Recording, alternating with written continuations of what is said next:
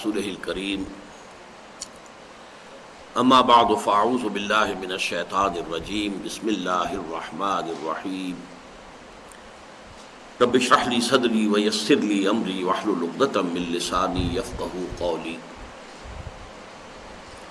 اللهم ربنا الهمنا رشدنا واعذنا من شرور انفسنا اللهم ارنا الحق حقا وارزقنا اتباعه وارنا الباطل باطلا وارزقنا اجتنابه اللهم وفقنا لما تحب وترضى آمین یا رب العالمین۔ منہج انقلاب نبوی علی صاحبہ الصلاۃ والسلام پر بحث اور گفتگو سے پہلے ہمیں معین کرنا چاہیے کہ انقلاب سے مراد کیا ہے۔ لفظی معنی انقلاب کے ہیں بدل جانا، تبدیل ہو جانا۔ قاف لام بے کا مادہ عربی میں اسی کے لیے آتا ہے، اور دل کو جو قلب کہتے ہیں عربی میں غالباً اس کی وجہ یہی ہے کہ یہ ہر وقت بدلتا رہتا ہے، اسے چین نہیں ہے کسی ایک حالت پر، کبھی یہ سکڑ رہا ہے کبھی یہ پھیل رہا ہے۔ جسم کے ہر عضو کے لیے آرام ہے لیکن اس کے لیے آرام نہیں ہے۔ یہ قلب ہر دم بدلنے والی شے۔ قلبا باب تفعیل سے آئے گا، قلبا یقلبو تو کسی اور شے کو بدل دینا، اور انقلاب باب انفعال میں اس کا خاصہ یہ ہے کہ خود اپنے اندر اثر پذیری، کسی چیز کا تاثر قبول کرنا۔ تو انقلاب کے معنی ہوں گے خود بدل جانا، خود تبدیل ہو جانا، خود لوٹ آنا، خود پلٹ آنا، یہ بھی اس کے مفہوم میں شامل ہے۔ یہ تو لفظی مفہوم ہوا۔ اصطلاحی طور پر اگرچہ لفظ انقلاب اردو میں اور ریولوشن انگریزی میں یہ تقریباً ہر شے کے ساتھ ایڈ ہو جاتا ہے، ذہنی انقلاب، فکری انقلاب، اخلاقی انقلاب، سیاسی انقلاب، معاشی انقلاب، تعلیمی انقلاب، جس چیز کے ساتھ آپ چاہیں لفظ جو ہے ایڈ کر لیں۔ اسی طرح انگریزی میں بھی ریولوشن، اس کے لیے مختلف جو ہے الفاظ آ سکتے ہیں۔ البتہ تھوڑا سا فرق یہ ہے کہ اردو میں کسی ملک میں اگر فوج جو ہے وہ سویلین حکومت کا تختہ الٹ کر خود اقتدار پر قابض ہو جائے تو اسے ہم فوجی انقلاب کہتے ہیں۔ انگریزی میں اس کے لیے لفظ ریولوشن نہیں آتا، کوڈیٹا، ریولوشن اسے نہیں کہتے۔ لیکن یہ کہ یہ جو اصل اصطلاح جس کے حوالے سے آج ہمیں گفتگو کرنی ہے، اس کے اعتبار سے انقلاب کے معنی ہے انسانی معاشرے میں اجتماعی نظام میں کوئی بنیادی تبدیلی پیدا ہو جانا۔ اس کے پس منظر کو یوں سمجھیے کہ آج پوری دنیا میں یہ بات مانی جاتی ہے، ہم اسے تسلیم نہیں کرتے لیکن دنیا میں مانی جاتی ہے کہ انسانی زندگی کے دو گوشے ایک دوسرے سے بالکل جدا ہیں۔ ایک مذہب کا معاملہ ہے، وہ خالص انفرادی معاملہ ہے، کوئی شخص جو چاہے بلیو کرے، خدا کو مانے نہ مانے، ایک کو مانے ہزار کو مانے، جو چاہے جس طرح چاہے اس کی پوجا پاٹ کرے، ورشپ کرے، عبادت کرے۔ اسی طریقے سے کچھ سوشل فنکشنز، کوئی رائٹس اینڈ ریچولز، یہ بھی جیسے چاہیں لوگ کر لیں۔ بچہ پیدا ہو تو خوشی کیسے منائیں، شادی کرنی ہے تو کیسے سالمنائز کریں، کوئی فوت ہو گیا ہے ڈیڈ باڈی کا کیا حشر کریں، اسے دفن کریں، جلائیں، کیا کریں۔ یہ ساری چیزیں جو ہے یہ سوشل کسٹمز، یہ تو ہے انسان کا انفرادی معاملہ، ہر شخص کو اس میں کھلی آزادی ہے۔ یعنی عقائد نمبر ایک، بلیفز یا ڈوگما، پھر موڈز آف ورشپ، عبادات کے طریقے نمبر دو، سوشل کسٹمز نمبر تین۔ ان تینوں کو جمع کر لیجئے، بریکٹ کر لیجئے۔ یہ ہے انسان کی انفرادی زندگی کا معاملہ، جو شخص جس طرح چاہے کرے۔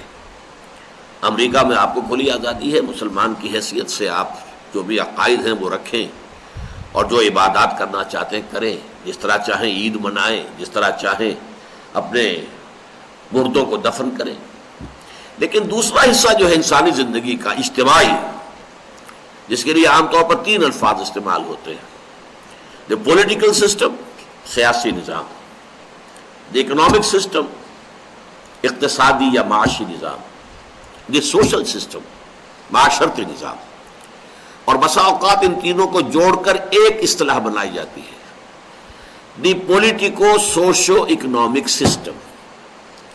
انہیں جوڑ دیا جاتا ہے چھوٹے چھوٹے وہ اس کے اندر درمیان لگا کر، دی پولیٹیکو سوشو اکنامک سسٹم. اس لیے کہ ظاہر بات ہے کہ حیات انسانی ایک وحدت ہے، تو یہ جو اجتماعی نظام ہے کسی معاشرے کے اندر، یہ بھی ایک وحدت کی حیثیت سے ہوتا ہے. اس کا جو سیاسی نظام ہوگا اس کے ساتھ ہی مطابقت رکھنے والا اس کا معاشی نظام ہوگا، اس کے ساتھ ہی مطابقت رکھنے والا اس کا معاشرتی نظام ہوگا. تو اب یہ بھی کہہ سکتے ہیں کہ یہ 3 نظام علیحدہ، اور یہ بھی کہہ سکتے ہیں کہ یہ تینوں مل کر ایک نظام بنتے ہیں، دی پولیٹیکو سوشو اکنامک سسٹم.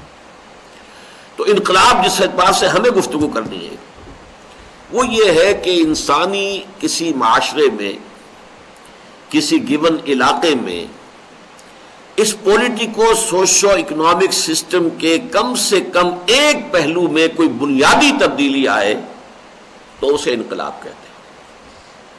سیاسی نظام میں کوئی بنیادی تبدیلی آ جائے، معاشی نظام میں کوئی بنیادی تبدیلی آ جائے، معاشرتی نظام میں کوئی بنیادی تبدیلی آئے، تب تو انقلاب کہلائے گا. باقی عقائد میں تبدیلی آ گئی تو اس سے وہ انقلاب نہیں کہلاتا. اس کی سب سے بڑی مثال کیا ہے کہ سن 300 عیسوی کے لگ بھگ جو ایمپرر کانسٹنٹائن تھے، قسطنطین جو اس وقت کے رومن ایمپرر تھے، وہ عیسائی ہو گئے.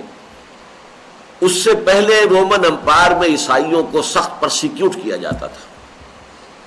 اب جب وہ خود شہنشاہ عیسائی ہو گیا اور پوری رومن امپائر عیسائی ہو گئی ایک دم ماس کر ونشر، اس سے بڑا جو ہے یوں سمجھیے کہ تبدیلی کا معاملہ مذاہب کی تاریخ میں کبھی نہیں ہوا. ایک پوری کی پوری عظیم سلطنت جو ہے وہ اس نے اپنا مذہب تبدیل کر لیا، لیکن اسے کبھی بھی ریولیوشنز کی فہرست میں نہیں گنا گیا، اس لیے کہ جو پولیٹیکل سوشو اکنامک سسٹم تھا وہ جو کا تو رہا، وہی بادشاہت رہی، وہی فیوڈل سسٹم رہا، وہی جو ان کے ہاں طور طریقے تھے سب رہے. کوئی بنیادی تبدیلی آئی نہیں. تبدیلی آئی ہوگی تو یہ ہے کہ بچہ پیدا ہو رہا ہے تو بیپٹائز کیا جائے گا، اسے چرچ میں جائیں گے، کچھ کوئی کسی طور سے پریئر ہوگی، بس اللہ اللہ خیر صلی اللہ. باقی the politico socio economic system remained intact as it was.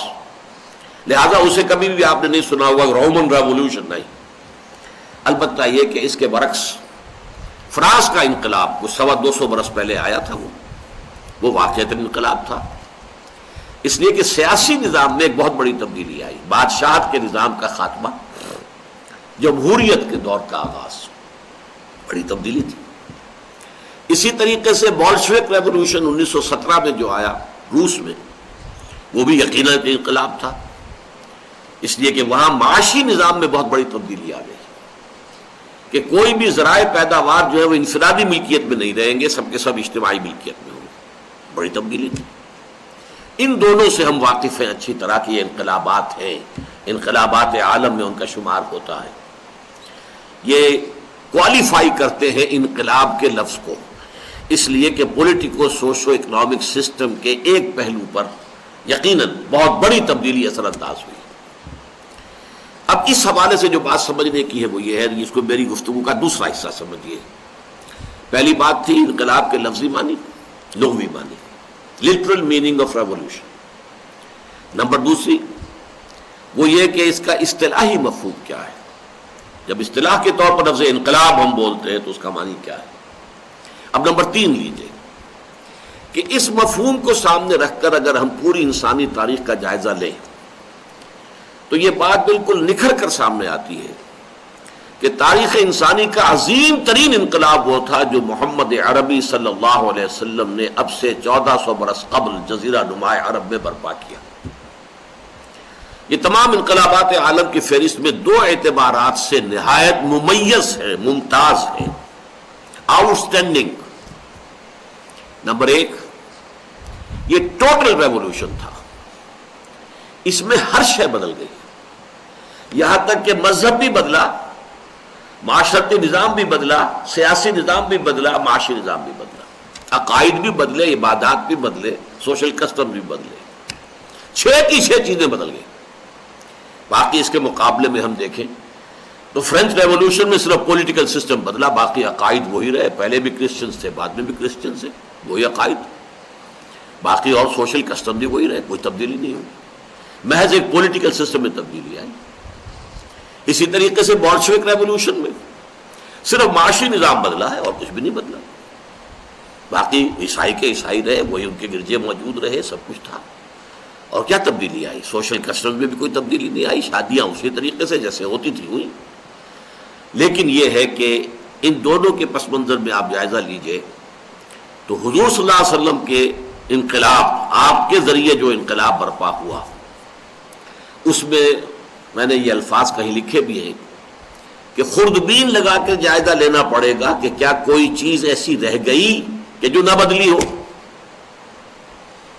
عقائد بدل گئے، اخلاق بدل گئے، شب و روز کے انداز بدل گئے، اقدار بدل گئی، ویلیوز، یہ ویلیو سسٹم، انسان کی معاشرت تبدیل ہو گئی، معاشی نظام تبدیل ہو گیا، معاشرتی ویلیوز کیا ہیں، سماجی اقدار جنہیں کہ پروموٹ کیا جانا چاہیے وہ کون سے ہیں، سوشل ایونز کا کانسیپٹ کیا ہے جنہیں ایریڈیکیٹ کیا جانا چاہیے، ہر شے بدل گئی۔ پھر سیاسی نظام بدل گیا، قانون بدل گیا، فوجداری قوانین بدل گئے، دیوانی قوانین بدل گئے، قانون شہادت بدل گیا، فیملی لاز بدل گئے، ہر شے بدل گئی۔ تو واقعہ یہ ہے کہ تاریخ انسانی کا صرف ایک انقلاب ہے کہ جو ٹوٹل ریولوشن ہے، باقی جتنے بھی بڑے بڑے نام ہم لیتے ہیں وہ سب کے سب پارشل ریولوشنز تھے۔ چنانچہ اس بات کی گواہی دی ہے مختلف لوگوں نے۔ دیکھیے ہم تو مسلمان ہیں، محمد کے کلمہ گو ہیں صلی اللہ علیہ وسلم، ہم تو جتنی بھی ثنا کریں، حمد کریں، نعت کہیں، ہمارے لیے کم ہے۔ لیکن اصل بات یہ ہے کہ جو عربی کا ایک مقولہ ہے کہ الفضل ما شہدت بہ الاعداء، اصل فضیلت تو وہ ہوتی ہے جس کی گواہی دشمن دے، دشمن مانے کہ ہاں اس میں یہ فضیلت ہے، اس میں یہ بات بڑی اعلیٰ ہے، بہت عمدہ ہے، یہ ماننی پڑتی ہے۔ اس اعتبار سے اس صدی کے 3 جو گواہ ہیں وہ پیش کرنا چاہتا ہوں، جو مسلمان نہیں، غیر مسلم۔ ایم این رائے، یہ ایک بہت بڑا کمیونسٹ لیڈر تھا جو کمیونسٹ ریولوشن کے بعد کمیونسٹ انٹرنیشنل ایک پارٹی بنی تھی، جو کہ یوں سمجھیے کہ ٹوٹل دنیا کے اندر اس انقلابات کی نگرانی کرنے والی ایک وہ پارٹی تھی، اس کا یہ رکن تھا، بہت بڑا انقلابی آدمی۔ اس نے 1920 میں اسی لاہور میں لیکچر دیا تھا، بریڈ لا ہال میں، اب تو وہ ختم ہو چکا ہال، the historical role of Islam, اور اس میں اس نے کہا کہ تاریخ انسانی کا عظیم ترین انقلاب وہ تھا جو محمد نے برپا کیا صلی اللہ علیہ وسلم۔ ہندو ہے، کمیونسٹ ہے، حضور سے اس کا کوئی اعتقادی رشتہ نہیں ہے، لیکن حقائق کے اعتبار سے، تاریخ کے اعتبار سے جو حقائق ہیں ان کو ماننا اور تسلیم کرنا جو ہے وہ ضروری ہے۔ یہ کتاب اب بھی انڈیا میں چھپتی ہے، ہسٹوریکل رول آف اسلام، ہمارے ہاں نہیں دستیاب۔ پھر آئیے ایچ جی ویلز، یہ مشہور ہے، انگلش ایک مصنف ہے، یہ انگریز، زیادہ اس کی شہرت ہے سائنٹیفک فکشن کے حوالے سے۔ اس نے کہانیاں لکھنی شروع کی تھیں کہ آئندہ جو ہے سائنس کی ترقی ایسے ہوگی تو یوں ہو جائے گا، ابھی وہ ترقیاں ہوئی نہیں تھیں، یہ خواب دیکھ رہا تھا، اسے کہتے ہیں سائنٹیفک فکشن۔ لیکن اس نے تاریخ انسانی پر بھی 2 کتابیں لکھی ہیں، short history of the world اور دوسری ہے concise history of the world, اور بہت عمدہ ہے کتاب، اس میں کوئی شک نہیں۔ مطلب یہ کہ ایک والیوم میں آپ پوری انسانی تاریخ کو اگر دیکھنا چاہیں، ورنہ تو نہ معلوم کیا کچھ پڑھنا پڑے گا انسان۔ Concise history of the world میں اس نے جب حضور پر چیپٹر جب اس نے لیا تو اگرچہ بعض اعتبارات سے شدید رقیق حملے کیے حضور پر، خاص طور پر تعدد ازدواج جو ہے، حضور نے شادیاں کی۔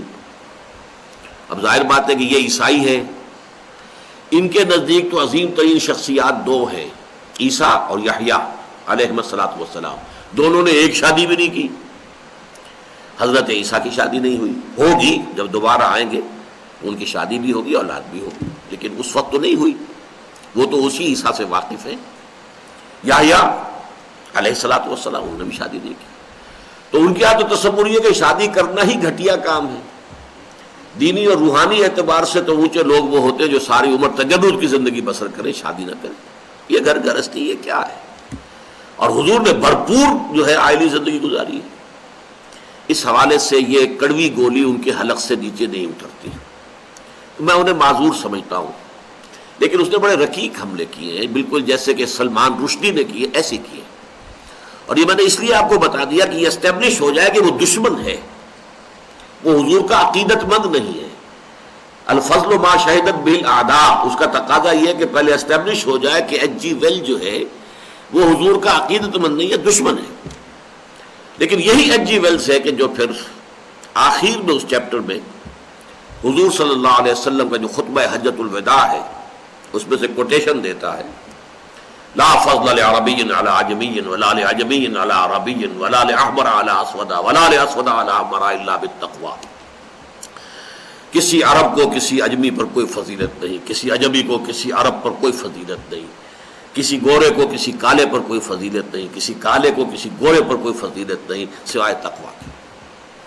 یہ الفاظ لکھ کر اور پھر وہ یہ کہتا ہے کہ although the sermons of human fraternity, freedom and equality were said before also, we find a lot of such sermons in Jesus of Nazareth.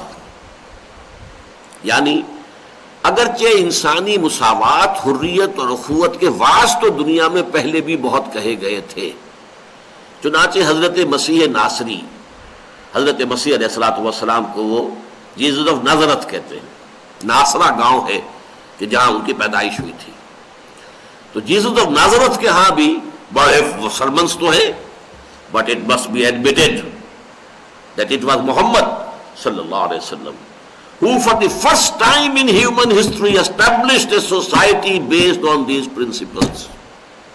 محمد وہ پہلی شخصیت ہے پوری انسانی تاریخ کی جنہوں نے تاریخ انسانی کے دوران پہلی مرتبہ ان اصولوں پر ایک معاشرہ بالفعل قائم کیا۔ تو واس کہنا تو بہت آسان ہے، لیکن قائم کرنا، human equality, fraternity and freedom, تو یہ ایک بہت بڑے دشمن کی اور شاتم رسول کی گواہی ہے نظام کے اعتبار سے۔ باقی جو بھی اس نے حملے کیے ہیں وہ علیحدہ ہیں، ان کو چھوڑ دیجئے، لیکن ایک بات نوٹ کر لیجئے کہ جو جدید ایڈیشن اس کا اب اس کتاب کا مل رہا ہے بازار میں، اس میں سے یہ حصہ نکال دیا گیا ہے۔ مصنف تو مر گیا، بہت عرصہ ہوا، اب جو نئے ایڈیٹرز ہوتے ہیں تو وہ ایڈٹ کرتے ہیں کتاب کو، تو ان کے حلق سے یہ کڑوی گولی اتری نہیں کہ یہ بات کیسے ہم شائع کر دیں، لہذا کہیں آپ کو آپ جا کر دیکھیں وہ concise history of the world اور اس میں یہ الفاظ نہ ملیں تو آپ مجھ سے سوء ظن آپ کو ہو جائے، لیکن یہ کہ وہ نسخے جو ہیں سابقہ ایڈیشنز کے وہ ہماری جو پرانی لائبریریاں ہیں ان میں مل جاتے ہیں، Punjab university library, public library مل جائے گی۔ تیسری گواہی ڈاکٹر مائیکل ہارٹ کی ہے، یہ 1980 کے لگ بھگ کتاب شائع ہوئی تھی، دی 100، a selection and gradation of the 100 most influential personalities of human history۔ پوری انسانی تاریخ میں سے پہلے سلیکشن کیا کن کن لوگوں نے تاریخ کے دھارے کے رخ کو موڑا ہے، پھر یہ جو چن لیے 100 آدمی چن لیے اس نے کہ اس طریقے سے انہوں نے تاریخ کے اوپر اثر ڈالا، اس کے رخ کو موڑ دیا۔ پھر ان میں گریڈیشن، ان میں سب سے زیادہ کس نے اثر ڈالا، سب سے بڑی تبدیلی کون لے کر آیا، وہ نمبر 1، پھر نمبر 2، پھر نمبر 3، یہ گریڈیشن ہے 100، پھر نمبر 100 پر بھی چلا جائے گا، اور یہ شخص نمبر 1 پر حضور کو لا رہا ہے صلی اللہ علیہ وسلم۔ although he is a Christian، اب بھی وہ مسلمان نہیں ہوا، زندہ ہے۔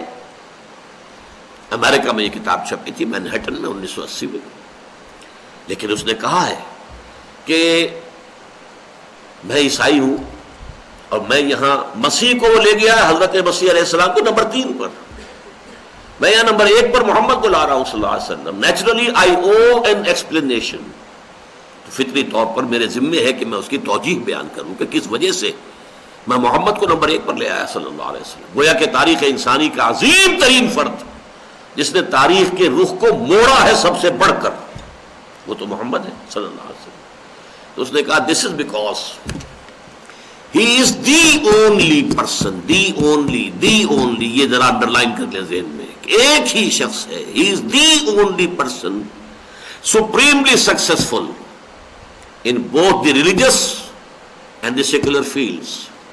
وہ جو میں نے شروع میں آپ کو بتایا تھا، تین چیزیں ادھر، تین چیزیں ادھر، عقائد، عبادات اور کچھ سوشل کسٹمز، یہ تین جمع کر لیجئے، یہ مذہبی زندگی ہے، آزادی ہے ہر فرد کو، اور social system, economic system, political system, ان تین کو جمع کر لیجئے، یہ سیکولر لائف ہے ان کے کہنے کے مطابق، اس کا کسی مذہب سے کوئی تعلق نہیں. اب وہ کہتا ہے کہ عظیم انسان جتنے بھی تاریخ میں ہم نے دیکھے، وہ یا تو ادھر اونچے ہیں تو ادھر ان کا کوئی مقام نہیں، یا ادھر کوئی اونچا مقام ہے تو ادھر کوئی حیثیت نہیں، یا کروخے لوگ ہیں. گوتم بدھ ہے، مذہب بہت بڑا پیدا کیا، حکومت ریاست کا تو کوئی اصول نہیں دیے، نہ بنائی، نہ کوئی مثال قائم کی. حضرت مسیح نے مذہب تو بہت بڑا کھڑا کر دیا، لیکن ریاست، حکومت تو کوئی نہیں بنائی، شادی بھی نہیں کی. اس اعتبار سے شخصیت یکرخی ہوئی. اسی طریقے سے دوسری طرف جائیے، اسکندر اعظم بہت بڑا فاتح تھا، کہاں مقدونیہ اور کہاں دریائے بیاس پنجاب کا پہنچ گیا، لیکن اخلاقی روحانی اعتبار سے آپ زیرو بھی نہیں کہہ سکتے، اسے مائنس پہ لے کے جانا پڑے گا. اس کا برعکس اٹیلا، بہت بڑا ہن، جو بہت بڑا کانکرر تھا، وہ منگولیا اس علاقے سے چل کر جو ہے وہ ڈنیوب کی وادی تک پہنچ گیا، یورپ تک پہنچ گیا فتح، لیکن انتہائی وحشی خونخوار لوگ، ان کا مذہب سے، اخلاق سے کیا تعلق؟ تو اگر ادھر بہت اونچے تو ادھر زیرو، ادھر بہت اونچے تو ادھر زیرو. ایک ہی شخص ہے، اس کا قاعدہ ہے کہ جو دونوں میدانوں میں انتہائی کامیاب. یہ میں نے تین گواہیاں آپ کو دی ہیں، اس لیے کہ ٹوٹل ریولوشن، میرا جو پروپوزیشن ہے جو میں نے آپ کے سامنے رکھی ہے، یہ پوری انسانی تاریخ میں ٹوٹل ریولوشن، ایک کلی انقلاب کی صرف ایک ہی مثال ہے، اور وہ انقلاب محمدی ہے صلی اللہ علیہ وسلم. دوسری بات جو کہ ممتاز کرتی ہے انقلاب محمدی کو صلی اللہ علیہ وسلم بقیہ تمام انقلابات سے، وہ یہ ہے کہ بقیہ جتنے انقلابات ہوئے ان میں انقلابی فکر دینے والے کچھ اور لوگ تھے، وہ مرد میدان نہیں تھے، میدان میں آ کر قیادت نہیں کر سکے انقلابی پروسیس کی، انقلابی جد و جہد کی، بلکہ میدان میں آ کر انقلاب برپا کرنے والے لوگ بالکل کوئی اور تھے. اور یہ بھی ہے کہ یہ جنریشنز میں مکمل ہوا ہے کام جا کر. والٹیئر، روسو وغیرہ وغیرہ، یہ بڑے اہل قلم تھے، مصنفین تھے، انہوں نے مضامین لکھے، انہوں نے فکر دیا، اس کی بنا پر فرینچ ریولوشن آیا. لیکن یہ ڈیسک ورکر سے لکھنے والے تھے، اللہ اللہ خیر صلی اللہ، مرد میدان تھے ہی نہیں. تو فرینچ ریولوشن جو آیا ہے وہ تو کچھ اوباش لوگوں کے ہاتھوں آیا، اسی لیے نہایت بلڈی ریولوشن، تاریخ انسانی کا انتہائی خونی انقلاب. اسی طریقے سے بولشوک ریولوشن، جرمنی میں اور انگلینڈ میں بیٹھ کر دو اشخاص کتاب لکھتے ہیں، ایک ڈاس کیپیٹال، مارکس اور اینجلس. فکر انہوں نے دیا، لیکن وہ اپنی زندگی میں کسی ایک گاؤں میں بھی انقلاب نہیں لا سکے. فرانس میں اور انگلینڈ میں وہ انقلاب کبھی آیا ہی نہیں. انقلاب رشیا میں آیا، بولشوکس مونشوکس، دو پارٹیاں بنی، دونوں کی کشاکش بھی تھی آپس میں، لیکن دونوں اس انقلاب کے لیے جو ہے کام بھی کر رہے تھے. آخر میں بولشوکس جو ہے ان کا پلڑا بھاری ہوا، عین وقت پر لینن جو ہے پہنچ گیا، کہ جو کہ اس سے پہلے جو ہے جلا وطنی کی زندگی گزار رہا تھا، ایک مال گاڑی کے ڈبے میں چھپ کر آیا ہے، اور اس نے آ کے انقلاب کی جو ہے وہ قیادت سنبھال لی. تو نہ مارکس کا کوئی تعلق اس سے اور نہ اینجلس کا. اس کے برعکس حضور کا انقلاب ایک لائف سپین میں مکمل، ایک ہی شخص ہے جس نے کہ ابتدائی دعوت دی، ابتدائی فکر دیا. He was all alone when he started his mission. کوئی پارٹی، کوئی امت، کچھ ساتھ نہیں تھا. پہلے دن 4 آدمی ایمان لائے، زوجہ محترمہ حضرت خدیجہ الکبریٰ رضی اللہ تعالی عنہ، چچا داد بھائی جو زیر تربیت بھی تھے، زیر کفالت بھی تھے، حضرت علی رضی اللہ تعالی عنہ، بڑے جگری دوست حضرت ابو بکر صدیق رضی اللہ تعالی عنہ، ایک غلام کے جن کو آزاد کر کے بیٹا بنا لیا تھا، منہ بولا بیٹا زید ابن حارثہ رضی اللہ تعالی عنہ، 1+4 یہ 5 کی جماعت بنی ہے، 5 کا اسرہ بنا کے لیجیے۔ یہاں سے بات شروع ہوئی، اور یہ کہ 10 برس میں تو بمشکل 125 آدمی حضور کے ساتھ آئے۔ وہی شخص ہے جو مکے میں گلیوں میں بھی تبلیغ کر رہا ہے، وہی ایک گھر کو مرکز بنا کر دار ارقم ہے وہاں تربیت کر رہا ہے، اپنے ساتھیوں کی تعلیم دے رہا ہے انہیں، یتلو علیہم آیاتہ ویزکیہم ویعلمہم الکتاب والحکمہ۔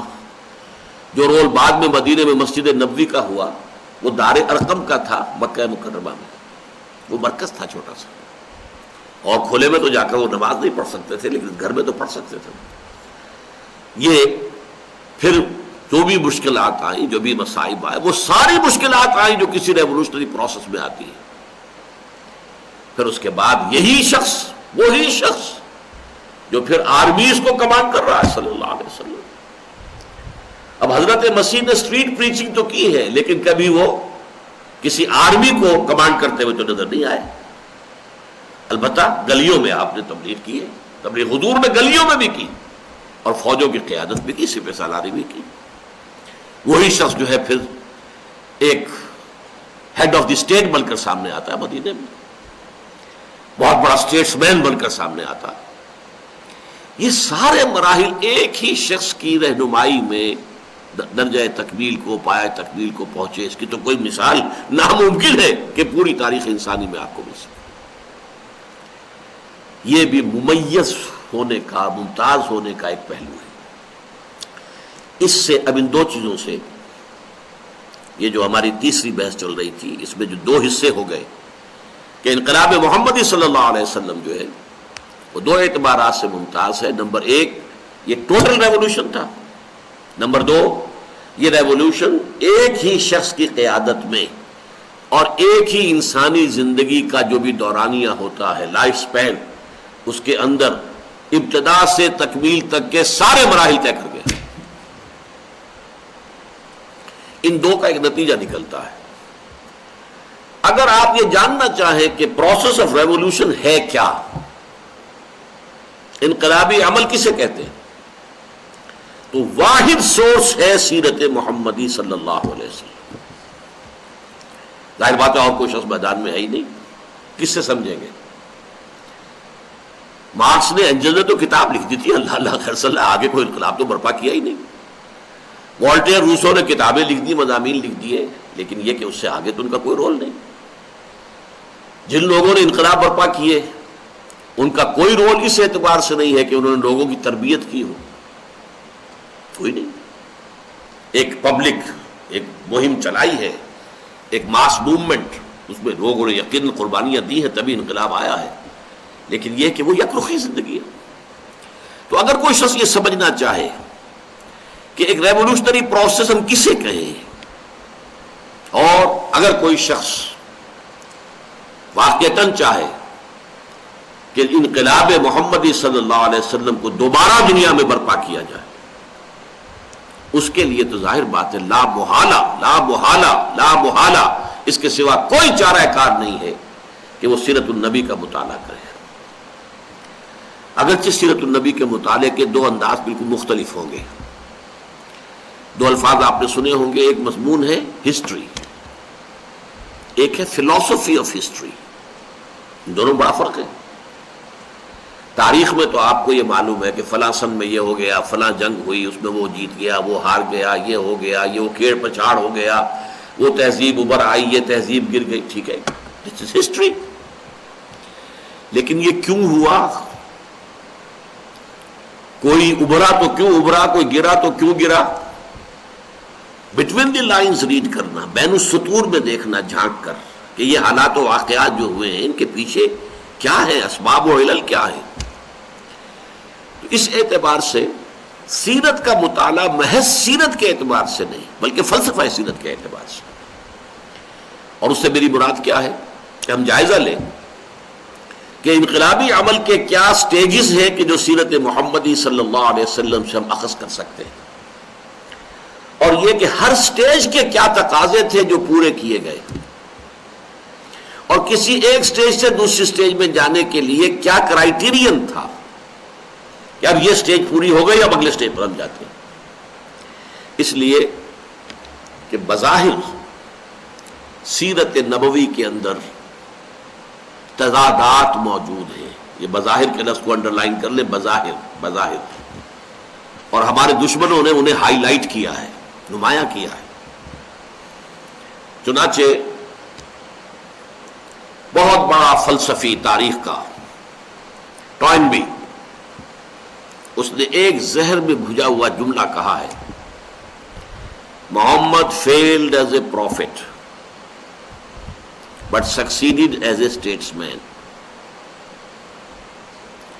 محمد ایک نبی کی حیثیت سے تو ناکام ہو گئے، وہ کامیاب تو ہوئے ایک سیاستدان کی حیثیت سے۔ اب یہ زہر میں بجھا ہوا ہے، لیکن give the devil his due، اس کی بات بھی سمجھنے کی کوشش کریں۔ تنقید کا یہ ایک خاصہ ہے کہ آپ جس شخص پر تنقید کر رہے ہو، جس بات پر آپ تنقید کر رہے ہو، اس کے ذہن میں جھانک کر دیکھیے وہ یہ بات کیوں کہہ رہا ہے، کن حالات میں کہہ رہا ہے، پس منظر کیا ہے۔ اب یہ جو ہے عیسائی، ظاہر بات ہے وہ بھی عیسائی ہے، فائن بھی، تو جو نبیوں کا کانسیپٹ ان کے سامنے آتا ہے وہ حضرت عیسیٰ حضرت یحییٰ کا ہے، دعوت ہے، تبلیغ ہے، اگر لوگ ستا رہے ہیں تو ان کو معاف کرنا ہے، یہ ہے نا۔ یہ نقشہ محمد کا مکے میں ہے، مدینے میں تو نہیں۔ یعنی وہ چاہے مانے یا نہ مانے کہ محمد اللہ کے نبی ہیں، لیکن ایک نقشہ ضرور مشابہ ہے نبیوں کے، جو مکی دور میں حضور کی شخصیت کا جو ہیولہ سامنے آتا ہے، جو آپ کی مصروفیات کا جو نقشہ سامنے آتا ہے، وہ کسی نہ کسی درجے میں مشابہ ہے انبیاء کے نقشے سے۔ وہی آپ گلیوں میں بھی جا رہے ہیں، لوگوں کو خطاب کر رہے ہیں، لوگ ستا رہے ہیں، کوئی کہہ رہا ہے پاگل ہو گئے، کوئی کہتا ہے مجنون ہے، سب ساری چیزیں۔ لیکن مکے میں تو آپ ناکام ہو گئے، وہاں سے تو آپ کو نکلنا پڑا جان بچا کر۔ 3 روز تو آپ غار ثور کے اندر کوش رہے، گویا کہ وہاں تو ناکام ہو گئے، بحیثیت نبی وہ ناکام ہو گئے۔ البتہ مدینے میں جو نقشہ سامنے آتا ہے، یہ تو اب ایک سپہ سالار ہے، ایک ہیڈ آف دی اسٹیٹ ہے۔ اللہ تعالیٰ نے ایسے حالات پیدا کر دیے کہ مدینے میں داخلہ ہی ہوا ہے بے تاج بادشاہ کی حیثیت سے، لہذا یہاں کامیاب ہے۔ تو he failed as a prophet but succeeded as a statesman. اسی کو مزید ہائی لائٹ کرنے کے لیے پروفیسر منٹگومری واٹ نے سیرت پر 2 کتابیں لکھ دی، محمد at Mecca, Muhammad at Medina. اب دیکھیے یہ ان کی شرارت، اس تضاد کو نمایاں کرنے کے لیے، یہ سائملٹینیس کنٹراسٹ کہ مکے والا محمد تو کچھ اور نظر آتا ہے، مدینے والا محمد کچھ اور نظر آتا ہے، محمد at Mecca, Muhammad at Medina. اور مدینے والے محمد کے لیے صلی اللہ علیہ وسلم فداہ آباؤنا و امہاتنا، جتنے بھی انگریزی زبان میں کسی انسان کی شخصی مدح و ستائش اور تعریف کے لیے الفاظ ہو سکتے ہیں، وہ سپرلیٹو ڈگری میں استعمال کر دیے۔ بہت دور اندیش، بہت معاملہ فہم، بہت حالات کو صحیح طور پر پہچان لینے والے، بہت اچھے سپہ سالار، بہت اچھے حکمران، سارے جتنے بھی ہیں سپرلیٹو استعمال کرتے ہیں۔ لیکن یہ سب کے سب در حقیقت حضور صلی اللہ علیہ وسلم کی شخصیت مبارکہ کا وہی پہلو ہے، جو پہلو تھا مکے والا اس کے اندر نہیں۔ اس اعتبار سے میں نے آپ سے کہا ہے کہ یہ تضادات رفع ہوتے ہیں اگر جو فلسفی آف سیرہ ہے اس کو سمجھا جائے۔ اگر بٹوین دی لائنز آپ سمجھ سکیں گے اور دیکھ سکیں گے، ریڈ کر سکیں گے، تو یہ تضادات رفع ہو جائے۔ اسی طرح کا ایک اور تضاد ہے،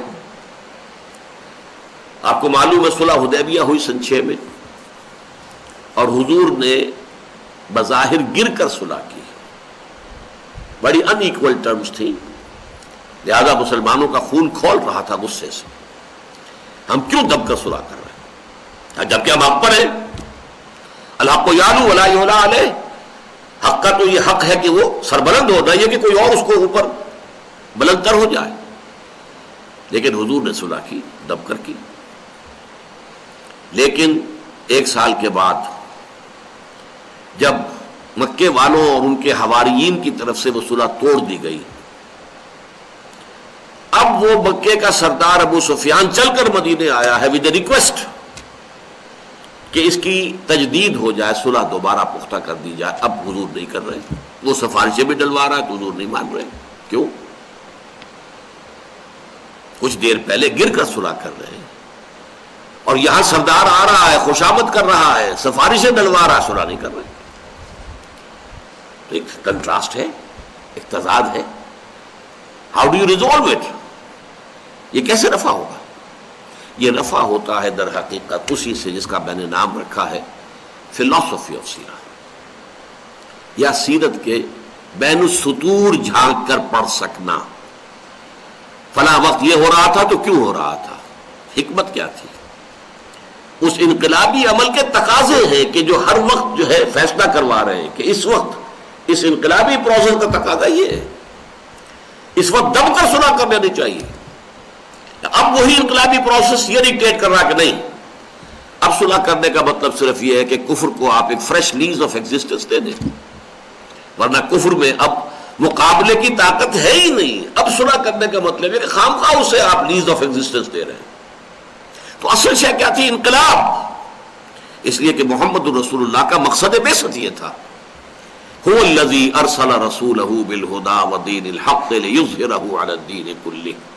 وہی اللہ جس نے بھیجا اپنے رسول کو صلی اللہ علیہ وسلم الہدا، کتاب ہدایت قرآن دے کر، ودین الحق اور دین حق دے کر، جو ایک نظام عدل و قسط ہے، the politico socio economic system based on justice and fair play, تاکہ غالب کرے اسے تمام کے تمام نظام زندگی پر۔ یہ انقلاب کا ایک عمل تھا۔ تو انقلاب کا تقاضا تھا، اس کے تحت جس وقت جو کرنا پڑا وہ آپ نے کیا ہے۔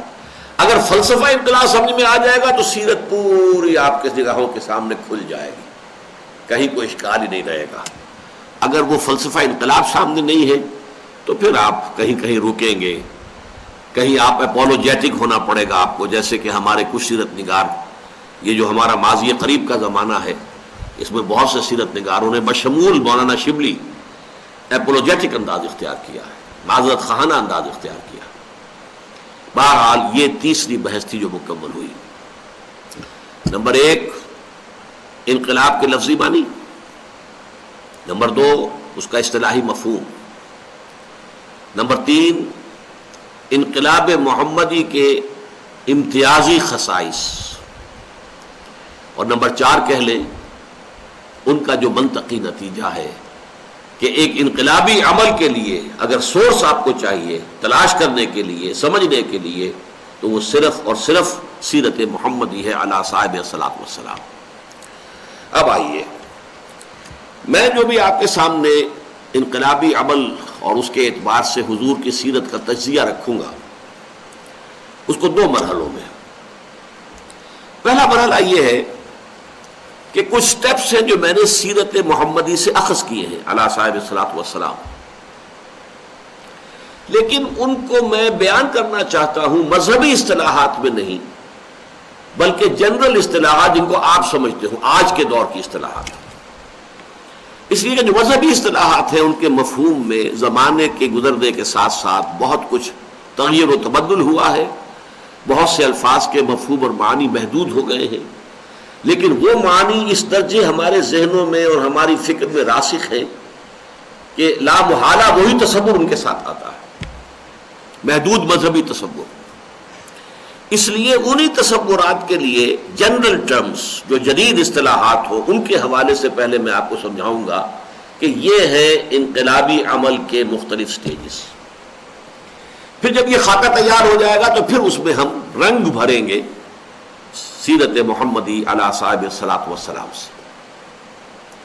دیکھیے میں نے جو اخذ کیا ہے سیرت سے، حضور کی سیرت سے صلی اللہ علیہ وسلم، 6 سٹیپس ہیں انقلاب کے، انقلابی عمل کے، جو کسی ملک میں، کسی خطہ زمین میں انقلاب کی تکمیل کے لیے لازم ہے۔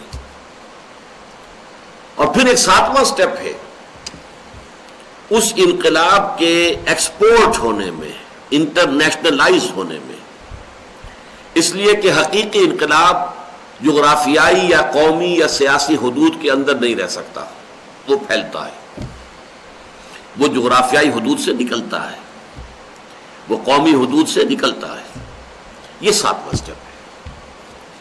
پہلے 6 سٹیپس جو ہیں وہ کسی ایک علاقے میں، کسی ایک خطے میں، کسی ایک ملک میں انقلاب کے عمل کے لیے وہ 6 سٹیجز ہیں جو میں نے اخذ کی ہے سیرت محمدی سے صلی اللہ علیہ وسلم، لیکن جنہیں میں عمومی اصطلاحات کے حوالے سے آپ کے سامنے رکھوں گا۔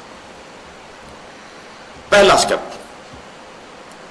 کوئی انقلابی نظریہ ہونا چاہیے جس کی اشاعت کی جائے۔ ظاہر بات ہے کہ ہر نظام کی بنیاد کسی نظریے پر ہوتی ہے۔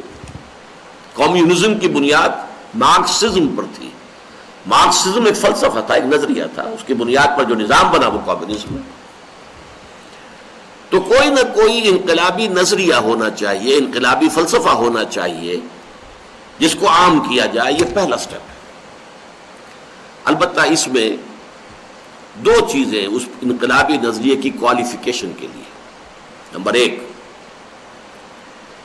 وہ انقلابی نظریہ واقعتاً انقلابی ہونا چاہیے، اس معنی میں کہ جو existing politico socio economic system ہے اس وقت ملک کے اندر، اس کی کسی نہ کسی ایک جڑ کے اوپر وہ کلہاڑا بن کر گرتا ہو، ورنہ وہ انقلابی نہیں ہے۔ ایگزسٹنگ نظام پر آپ کلہاڑی چلائی نہیں رہے تو انقلاب کا کیا سوال ہے؟ چاہے سیاسی نظام پر، چاہے معاشی نظام پر، چاہے سماجی نظام پر کلہاڑے کی طریقے سے وہ گرے، تب وہ حقیقت میں ایک انقلابی نظریہ ہے، ورنہ وہ ایک سرمن ہے، واعظ ہے، اخلاقی تعلیم ہے۔ انقلابی نظریہ وہی ہوگا جو existing politico socio economic system کے کسی نہ کسی بنیادی جڑ کے اوپر وہ تیشے کا کام دے۔ نمبر 2، بہتر تو یہ ہے کہ وہ انقلابی نظریہ نیا ہونا چاہیے، جو اپنی اصطلاحات نئی وضع کرے گا، اپنی ٹرمینالوجی نئی وضع کرے گا اور اسی کے حوالے سے اپنی دعوت کو پھیلائے گا۔ لیکن یہ بھی ہو سکتا ہے کہ کوئی پرانا نظریہ ہو، پرانا فلسفہ ہو، لیکن اگر نظریہ پرانا ہے، قدیم ہے، تو اسے وقت کے، اس زمانے کے جو ایڈیم ہے اور جو ذہنی سطح ہے اس پر اثر نو، اس کی تعبیر اور اس کو اصطلاحات جدیدہ کے حوالے سے لوگوں کے سامنے پیش کرنا ہوگا۔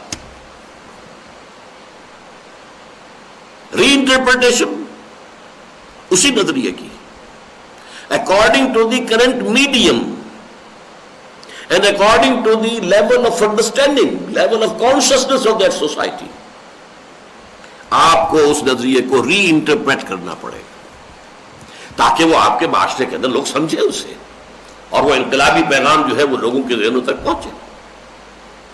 یہ 2 شرائط اگر پوری نہیں ہوتی تو پھر وہ انقلابی نظریہ نہیں ہے، کسی انقلاب کا نقطہ آغاز نہیں بن سکتا۔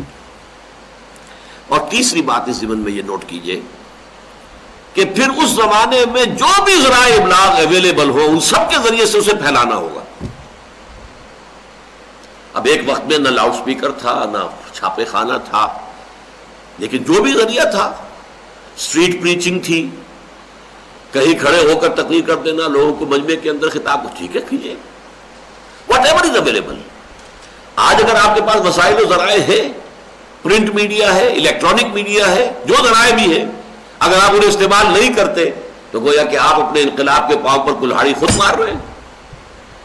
You have to use all the available means of communication, کہ جس کے ذریعے سے آپ اس انقلابی نظریے کو بہت بڑے پیمانے پر اس معاشرے کے اندر پھیلا دیں۔